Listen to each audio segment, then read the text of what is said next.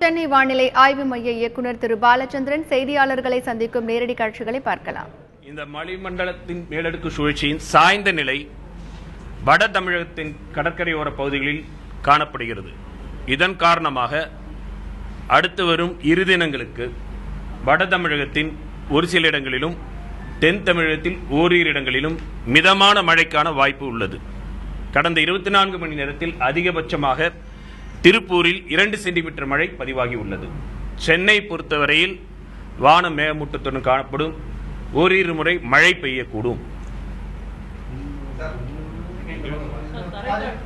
தரைக்காற்றுகளை மிதமான மழைக்கானது மிதமான மழைக்கானது.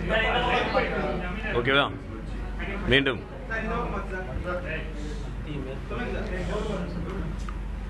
மத்திய மேற்கு வங்கக்கடல் பகுதியில் ஆந்திர கரைக்கு அருகில் வளிமண்டலத்தின் மேலடுக்கு சுழற்சி நிலவுகிறது. இதன் சாய்ந்த நிலை வட தமிழகத்தின் கடற்கரை பகுதிகளில் காணப்படுகிறது.